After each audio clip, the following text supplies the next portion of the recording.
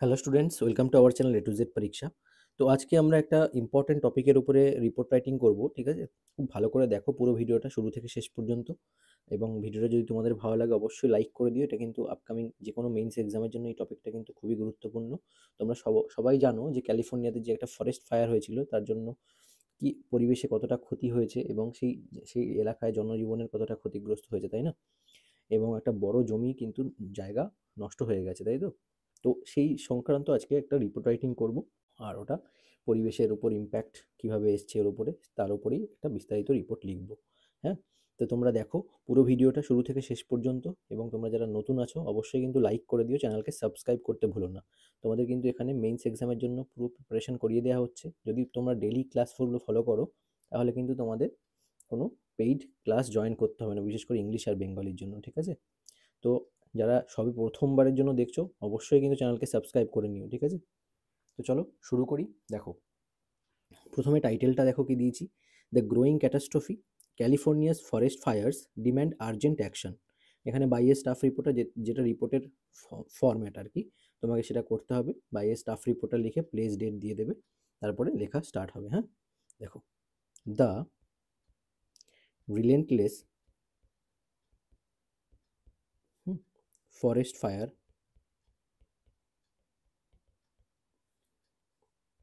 In California have once again highlighted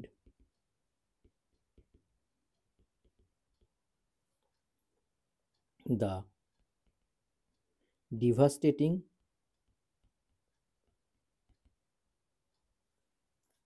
impact,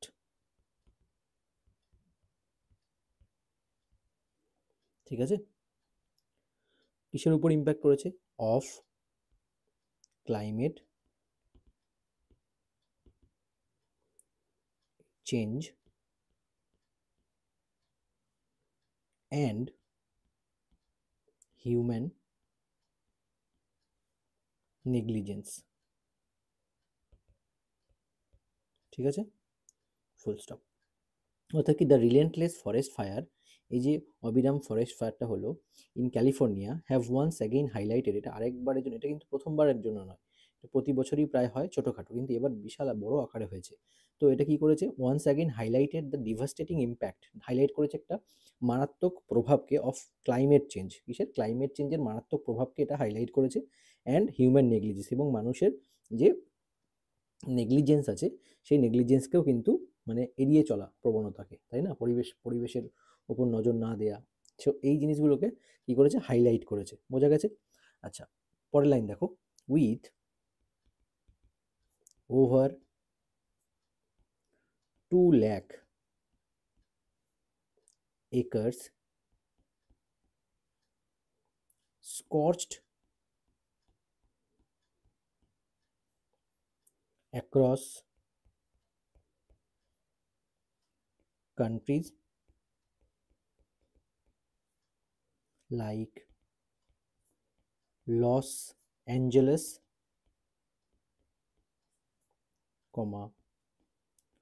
Sonoma and Shasta, ঠিক আছে, this year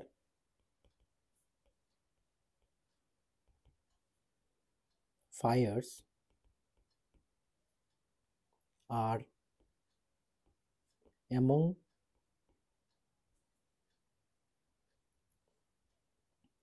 the most severe মানে গুরুতর, in recent memory,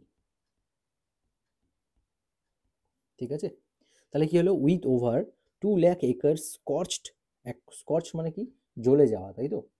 তো across countries like Los Angeles, Sonoma and Shasta, এই সমস্ত এরিয়াগুলোতে, কান্ট্রিজগুলোতে এগুলো হয়েছে কিন্তু। হ্যাঁ, স্কর্চ মানে জ্বলে গেছে। আচ্ছা, this years fires R among the most severe in recent memory, এবং এই বছরে যে ফায়ার হলো, এই যে দাবানলটা হলো, সেটা কিন্তু রিসেন্ট যতগুলো আছে সে সব থেকে মারাত্মক আকার বেশি এটাই নিয়েছে, তাই তো? আচ্ছা, পরেরটা দেখো, ড্রট। ড্রট মানে কি? খরা, তাই না? Conditions and fierce winds have fueled the blazes, ঠিক আছে, comma, creating an uncontrollable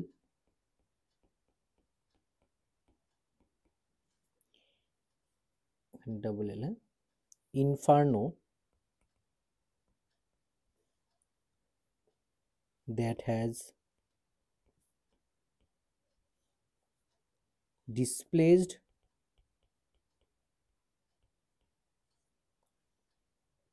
thousands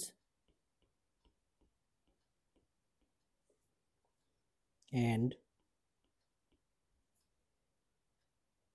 destroyed countless home. Clear? তো কি লিখলাম? দেখো, drought conditions and fierce winds. Drought condition মানে খরার অবস্থা, তাই না? মানে বৃষ্টি না হলে যেই সিচুয়েশনটা ক্রিয়েট হয়। অ্যান্ড ফিয়ার্স উইন্ড, এবং ফিয়ার্স বলতে কি? তীব্র, এখানে তীব্র যে হাওয়া, তাই না? উইন্ড। হ্যাভ ফিউলড দ্য ব্লেজ, সেটা কি করেছে? এই এই যে আগুনের শিখাটাকে আরও ফিউল করেছে, মানে আরও প্রচণ্ড প্রবল করে দিয়েছে। ক্রিয়েটিং অ্যান আনকন্ট্রোলেবল ইনফার্নো, যার ফলে একটা মানে আনকন্ট্রোলেবল আগুনের প্রভাব সৃষ্টি হয়েছে, তাই না? ইনফার্নো শিখা, আগুনের মানে গতিময়তা বৃদ্ধি পেয়েছে, ঠিক আছে? শিখাটা আরও প্রচণ্ড আকার ধারণ করেছে। That has displaced thousands and destroyed countless homes, যেটা কিনা ডিসপ্লেস করে দিয়েছে হাজার হাজার কি হোমস, কাউন্টলেস হোমস, দেখতে পাচ্ছ তো? মানে বাড়ি ঘর সমস্ত, এমনকি জনজীবনকেও কিন্তু ডিসপ্লেস করে দিয়েছে। মানে পুরো কিছু তো নেই না, আগুন লাগলে কি থাকবে? কিছুই তো থাকবে না। তো এটা হলো গিয়ে এই লাইনটার মানে। হ্যাঁ, এর পরের লাইনটা দেখো, the environmental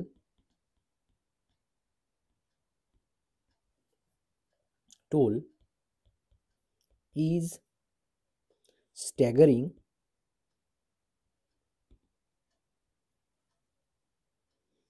the forest reduced to ashes, comma, wildlife habitats obliterated,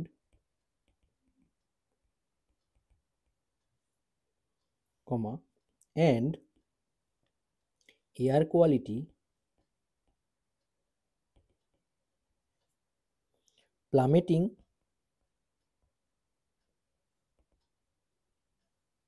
ঠিক আছে to dangerous levels, full stop. অর্থাৎ কি? দেখো, বলেছে the environmental toll is staggering, forest reduce to Ashes, মানে যা যা আছে ফরেস্ট পুরো রিডিউস হয়ে গেছে কিসে? অ্যাশেসে পরিণত হয়েছে, মানে ছাইয়ে, তাই না? আর খারাপ অবস্থা তৈরি করেছে, স্ট্যাগারিং। আচ্ছা, wildlife habitat obliterated and air quality plummeting to dangerous levels. তাহলে ওয়াইল্ড লাইফ হ্যাবিট্যাটের অবস্থা কী হয়েছে? অবলিটারেটেড, মানে সব অবলিটারেট হয়ে গেছে। অ্যান্ড এয়ার কোয়ালিটি যেটা আছে সেটা প্লামেটিং, মানে খুবই, এখানে এখানে প্লামেট অর্থ মানে কি? খুব, মানে প্রচণ্ড আকার ধারণ করেছে। টু ডেঞ্জারাস লেভেলস, মানে ডেঞ্জারাস লেভেলে চরম শিখরে পৌঁছে গেছে। বোঝা গেছে? আচ্ছা, নেক্সট লাইন দেখো, the fires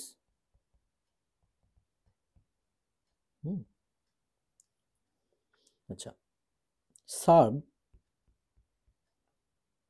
as a Grimm reminder of the delicate balance between nature and humanity. Full stop. তাহলে দেখো এই লাইনটার মানে কি, the fires serve as a Grimm reminder of the delicate balance between nature and humanity. তার মানে delicate balance, যে nature প্রকৃতি এবং মানব জাতির মধ্যে যে ডেলিকেট ব্যালেন্সটা রয়েছে, ঠিক আছে, ডেলিকেট মানে কি কোমল, তাই না, যে সুন্দর ব্যালেন্সটা রয়েছে সেটার জন্য কি the fire serve as a Grimm reminder, Grimm মানে তীব্র, এখানে ভয়ানক, হ্যাঁ, সেটা রিমাইন্ডার হিসেবে কাজ করেছে, তাই তো, যে প্রকৃতি ও মানুষ জাতির মধ্যে যে ফায়ার হোল লাগলে পরে কীরকম অবস্থা হতে পারে, ঠিক আছে। তো এই জিনিসটাকে কিন্তু বোঝানো হয়েছে এই লাইনটার মানে। আচ্ছা, তোমাদের অবশ্যই, তোমরা কিন্তু এতক্ষণ অবধি যারা দেখছো ভিডিওটা অবশ্যই লাইক করে দিও এবং চ্যানেলটাকে কিন্তু অবশ্যই সাবস্ক্রাইব করে নিও। এবং তোমাদের মধ্যে যদি কেউ পিডিএফ নিয়ে পড়তে চাও লেখাগুলোর, তারা কিন্তু অবশ্যই আমাকে যোগাযোগ করতে পারো, নাম্বার দেওয়া আছে উপরে নিচে সব জায়গায়, যে কোনো জায়গায় আমাকে হোয়াটসঅ্যাপ করে জানাতে পারো, ঠিক আছে, পিডিএফ যদি তোমাদের প্রয়োজন হয়। তো নিতেই হবে এরকম কোনো বাধ্যবাধকতা নেই, এখান থেকে পড়ো, টুকে টুকে নিয়ে মুখস্থ করে পড়ো তাহলেও হবে, ঠিক আছে। তো চলো পরের লাইনটা দেখে নিই। দেখো, ক্যালিফোর্নিয়াস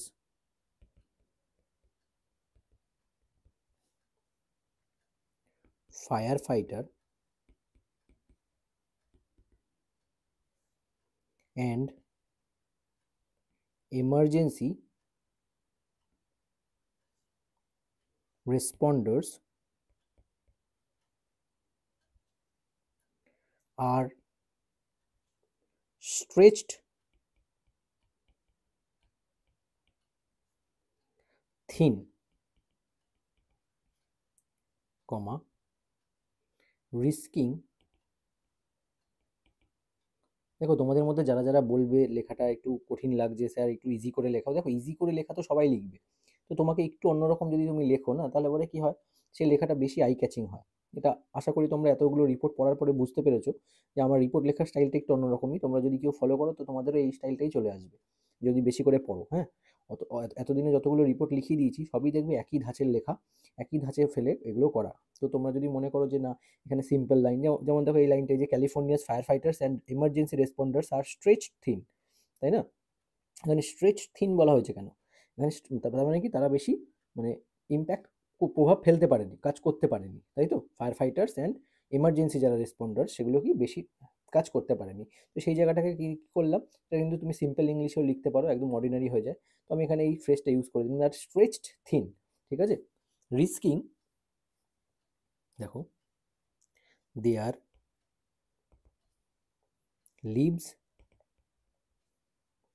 to protect communities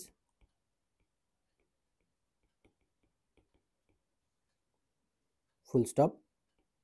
তার মানে কি তারা তাদের লাইফকে রিস্কে ফেলেছে কি করতে, জনজাতি মানে কমিউনিটিস, তাদের যে লোকাল কমিউনিটিস রয়েছে তাদেরকে প্রোটেক্ট করতে, তাই না, কারা, ক্যালিফোর্নিয়ার যে ফায়ার ফাইটার্স আছে, ইমার্জেন্সি রেসপন্ডার্স আছে তারা। আর স্ট্রেচড থিন, হ্যাঁ, এখানে কিন্তু তারা থিনলি স্ট্রেচড, মানে তাদের বেশি ইম্প্যাক্ট পড়েনি কিন্তু কাজে, কোনো কাজে, কারণ দেখো ন্যাচারাল ডিজাস্টার এটা কি করে ঠেকাবে, কত জল দেবে, তাই না। তো এইভাবে কিন্তু, আর ওটা তো আগুন, তো তোমরা অবশ্যই ভিডিওতে দেখতেই পেয়েছো কি হারে বেড়েছে, তাই না।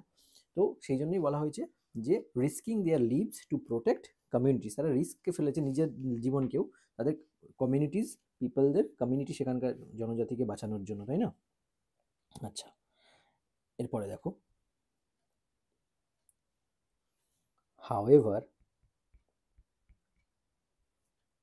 comma, their efforts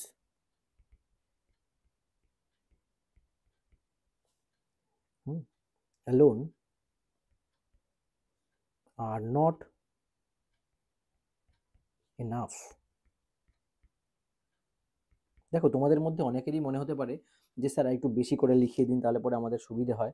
তো আমি একটা জিনিস বলবো, আমি না কম লেখাচ্ছি না বেশি লেখাচ্ছি, আমি এটাকে বলে একদম, দেখো তোমাদের মেন্সে অ্যাটলিস্ট 200 ওয়ার্ডসের মধ্যে লিখতে হবে। তো আমি এই সমস্ত রাইটিংগুলো লেখাচ্ছি তোমাদেরকে, সবকটাই 170 কি 180 ওয়ার্ডসের মধ্যে থাকছে, ঠিক আছে? তো এইভাবে তোমাদের এবার দেখো কিছুটা ইনফরমেশন তো নিজেদেরও দিতে হবে, না হলে পরে তো এই লেখা তো কতজন দেখছো তোমরা, তো তোমাদের লেখা তো অ্যাভারেজ হয়ে যাবে সবার নাম্বার, তাই না? তো চেষ্টা করবে কিছু ইম্পর্ট্যান্ট ইনফরমেশন দেওয়ার নিজেদের থেকে, হ্যাঁ, এর মধ্যে এই লাইনগুলোর মাঝখানে তোমাদের কিছু নিজস্বতা ইনপুট করার চেষ্টা করবে এবং লেখাটা বাড়ানোর চেষ্টা করবে, ঠিক আছে? যাদের যে এক্সামের জন্য, কারণ ক্লার্কশিপে যেটুকু লিখছি আমি, তোমাদের এইটুকু লেখাই এনাফ, হ্যাঁ, ক্লার্কশিপের জন্য অ্যাটলিস্ট। কারণ তোমাদের টাইমের মধ্যে তো কমপ্লিট করতে হবে, কিন্তু মিসলেনিয়াসের জন্য আর একটু ইনফো অ্যাড করতে হবে এবং অ্যাড করে লিখবে তোমরা নিজস্বতা দিয়ে। বোঝা গেছে কি বলছি? কারণ এখানে আরও 20-30টা শব্দ তোমাদের অ্যাড করতে হতে পারে, তাহলে পরে একটা স্ট্যান্ডার্ড সাইজে লেখা হবে, ভলিউমে লেখা হবে তোমাদের, বুঝতে পেরেছো? তো দেখো যার যে এক্সাম আছে, কারণ এই দেখো, কারণ এসআইদের যাদের মেইনস হয় তাদের কিন্তু এক্সামে 100 ওয়ার্ডসে লিখতে হয়, ঠিক আছে? ক্লার্কশিপের এক্সামে 150-160 ওয়ার্ডে লিখলে এনাফ। তাছাড়া এই যে মিসলেনিয়াসে তোমাদের 200 ওয়ার্ডসের মধ্যে লিখতে হবে। তো এইবার এমন তো না একই ভিডিও তো সবার জন্য ওইভাবে দেওয়া যায় না, 150 ওয়ার্ড, 100 ওয়ার্ড, 200 ওয়ার্ড। তো একটা স্ট্যান্ডার্ড সাইজে দিচ্ছি, 170 ওয়ার্ডস, 180 ওয়ার্ডসের মধ্যে থাকছে এক একটা রিপোর্ট, ঠিক আছে? এগুলো তোমরা চেষ্টা করবে নিজের থেকে কিছু ইনফো অ্যাড করতে, আর যাদের কমাতে হবে তারা এখান দিয়ে কিছু কমিয়ে নেবে। তো এইভাবেও কিন্তু তোমরা লেখাটাকে স্ট্যান্ডার্ড সাইজে তোমাদের সুবিধা মতো করতে পারবে, তাই না? তো চলো দেখো, however their efforts alone are not enough. তাদের এফোর্টস কি হচ্ছে, অ্যালোন আর নট এনাফ, যদিও তারা এত চেষ্টা করেছে, এটা কিন্তু এনাফ ছিল না, তাই না? আচ্ছা, দিস ক্রাইসিস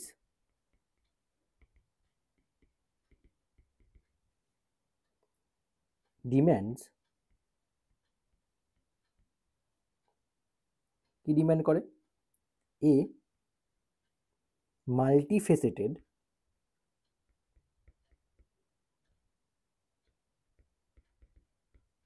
মানে বহুমুখী, তাই না? অ্যাপ্রোচ, বুঝতেই পারছো এটা কনক্লুশন হচ্ছে। অ্যাপ্রোচগুলো কি? স্ট্রঙ্গার পলিসিস,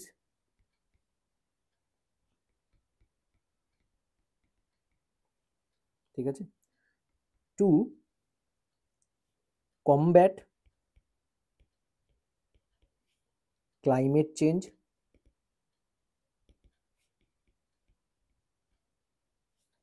কমা স্ট্রিক্টার ল্যান্ড ম্যানেজমেন্ট,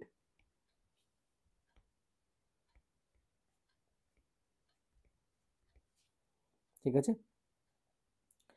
এছাড়াও আরও কি দেখো, স্ট্রিক্টার ল্যান্ড ম্যানেজমেন্ট হয়ে গেল, এই যে ল্যান্ড ম্যানেজমেন্ট, এই যে স্ট্রিক্ট ল্যান্ড ম্যানেজমেন্ট প্র্যাকটিসটাকেও লিখতে হবে। তো এখানটা আরেকটা ওয়ার্ড ইউজ করা যেতে পারে, স্ট্রিক্টার ল্যান্ড ম্যানেজমেন্ট প্র্যাকটিসেস, বোঝা গেছে? অ্যান্ড আর কি হতে পারে, ইনক্রিজড ইনভেস্টমেন্ট,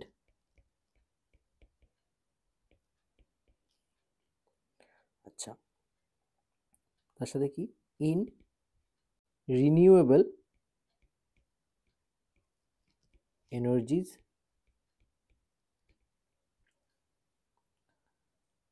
ফুল স্টপ।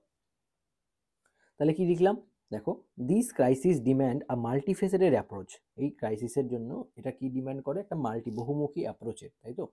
সেটা কি, stronger policies two combat climate change, মানে ক্লাইমেট চেঞ্জ প্রতিহত করার জন্য আরও স্ট্রঙ্গার পলিসিস গ্রহণ করতে হবে। স্ট্রিক্ট আর ল্যান্ড ম্যানেজমেন্ট প্র্যাকটিসেস, মানে ল্যান্ড কতটা কীভাবে ম্যানেজ করবে সেই প্র্যাকটিসটা যেন স্ট্রিক্ট হয়, তাই তো সেখানকার?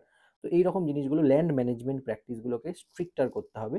And increased investment in renewable energies, তো এবং ইনভেস্টমেন্ট করতে হবে, বেশি বাড়াতে হবে ইনভেস্টমেন্ট কিসে, রিনিউয়েবল এনার্জির দিকে, ঠিক আছে? আচ্ছা, পরের লাইনটা দেখো, without decisive action, comma such tragedies will only grow in frequency